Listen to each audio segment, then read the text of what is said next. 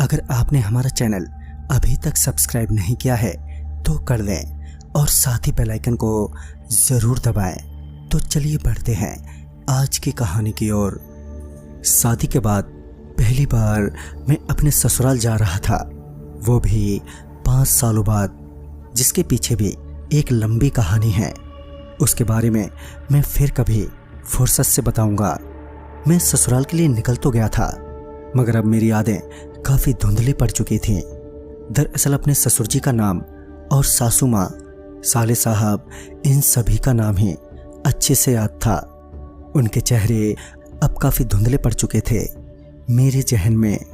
रास्ते में एक जगह बस बिगड़ जाने के कारण वहाँ काफ़ी सारा वक्त बर्बाद हुआ, और जब वहाँ से मैं अपने ससुर जी के गांव के बस अड्डे पर उतरा तो तब तक काफ़ी रात हो गई थी, जिस वजह से मेरी परेशानियों में थोड़ा और इजाफा हो गया था।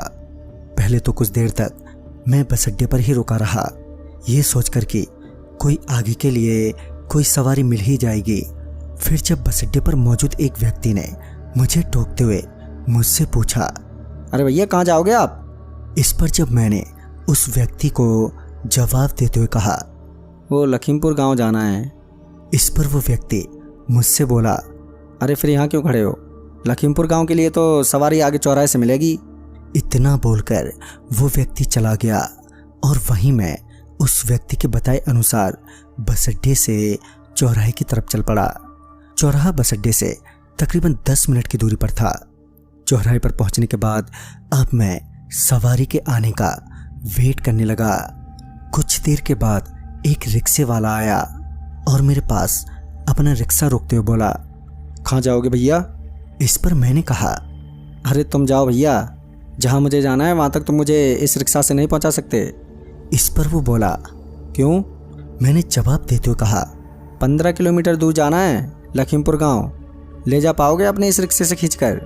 मेरे इतना कहते ही वो रिक्शे वाला वहाँ से बिना दोबारा बोले ही सीधे चलता बना। उस रिक्शे वाले के जाते ही एक ऑटो वाला वहाँ पर आया और मेरी ओर देखते हुए जोर से बोला, लखीमपुर गांव 15 किलोमीटर। उसके मुंह से गांव का नाम सुनते ही मैं उसके ऑटो में बैठ गया और मेरे बैठते ही उसने ऑटो स्टार्ट कर दी और हम निकल गए लखीमपुर गांव के लिए। रास्ते में मैं उस ऑटो वाले को गौर से देखते हुए बोला, भाई साहब तुमको जान पहचाने लग रहे हो। दरअसल उस ऑटो ड्राइवर का चेहरा मुझे काफ़ी जाना पहचाना लग रहा था। ऑटो वाले ने मेरी बातों का कोई जवाब तो नहीं दिया, मगर हमारे बीच बातें होने लगी और बातों ही बातों में कब मेरी आंख लग गई मुझे पता ही नहीं चला। फिर जब मेरी आंख खुली तो मैंने पाया कि ऑटो रुकी हुई है और ऑटो ड्राइवर बाहर किसी से बात कर रहा है। इसी बीच मैं भी ऑटो से उतरा। बाहर उतरने के बाद जब मैंने आसपास देखा तो वो जगह जानी पहचानी सी लगी। इससे पहले मैं सही से कुछ याद कर पाता कि एक आदमी दामाद जी कहते हुए मेरे पास आकर खड़ा हो गया और मुस्कुराते हुए बोला, और आने में कोई दिक्कत तो नहीं हुई आपको? अगर आप आने से पहले खबर कर देते तो मैं गाड़ी भिजवा देता। खैर कोई बात नहीं, चलो अंदर चलिए, मुँह हाथ धो लो, काफ़ी थक गए होंगे। वो आदमी बिल्कुल मेरे ससुर जी के जैसा ही बर्ताव कर रहा था और कुछ कुछ मेरे ससुर जैसा ही लग रहा था, मगर वो मेरे ससुर जी तो नहीं थे। हाँ, वो अलग बात थी कि मैं उनसे 5 साल बाद मिल रहा था, मगर इसका मतलब ये नहीं था कि मेरी याददाश्त खो चुकी है। जहाँ मैं उस आदमी को हैरानी भरी और शक की नज़रों से देख रहा था, तो वहीं वो मुझे अपने घर में ले जाने के लिए छटपटाए जा रहा था। मैं अब तक ये तो समझ गया था कि कुछ ना कुछ तो गड़बड़ है, जिस वजह से मैं थोड़ा सतर्क हो गया था और मैं किसी तरह से वहाँ से निकल जाना चाहता था। इसी बीच वहाँ मेरी सास और साले साहब भी आ गए, तो मुझे यकीन हो गया था कि ये कोई छलावा है, क्योंकि मेरे साले साहब तो दुबई गए हुए थे और मेरी सासू माँ अपने मायके। अब वो तीनों ही मुझे जबरन अपने साथ ले जाने की कोशिश करने लगे। तभी मैंने किसी तरह अपने आप को उनसे छुड़ाया और वहाँ से सरपट भागा।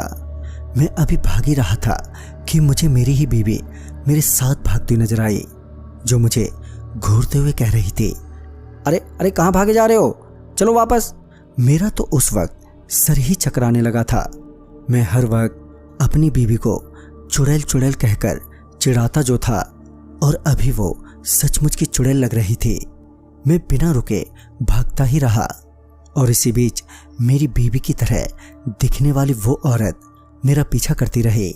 तभी मैं सड़क के किनारे बने एक मंदिर के पास जा पहुंचा। मेरे उस मंदिर के करीब पहुंचते ही वो चुड़ैल पीछे ही रुक गई।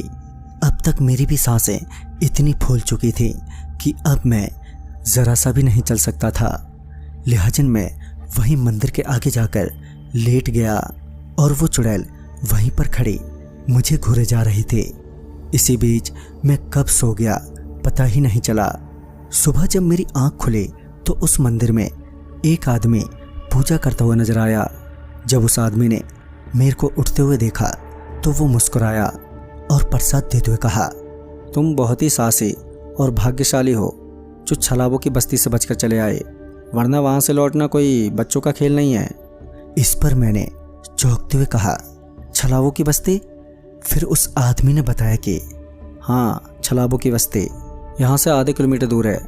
वो रातों में किसी अकेले और अनजान लोगों से मिलते हैं और बातों बातों में ही उनसे सारी निजी जानकारी जान लेते हैं। फिर वो कुछ उसी तरह का माहौल रचते हैं जिसे देखकर उन्हें अपना सा लगता है, और जो भी उनके इस भ्रमजाल में फंस जाता है तब वो हमेशा हमेशा के लिए उनके साथ ही रह जाता है। उस आदमी के इतना कहते ही मुझे ध्यान आया कि वो ऑटो ड्राइवर कोई और नहीं था बल्कि वही रिक्शे वाला था जो मेरे पास ऑटो वाला बनकर आया था। साथ ही उसने मुझसे बातों बातों में सब कुछ जान लिया था, जैसे कि मैं कहाँ जा रहा हूँ, मेरे सास ससुर कैसे दिखते हैं। मगर मैंने उसे ये नहीं बताया कि मेरी सास मायके गई हुई है और मेरा साला दुबई में है, जिस वजह से उसने गलती कर दी और मैंने पकड़ लिया। खैर फिर मैंने उस मंदिर में अपना माथा टेका और सही सलामत अपने घर वापस लौट आया। तो दोस्तों, इस वीडियो में बस इतना ही। कहानी आपको पसंद आई हो तो लाइक शेयर जरूर करें और साथ ही हमें कमेंट बॉक्स में ज़रूर बताएं। तो टेक केयर।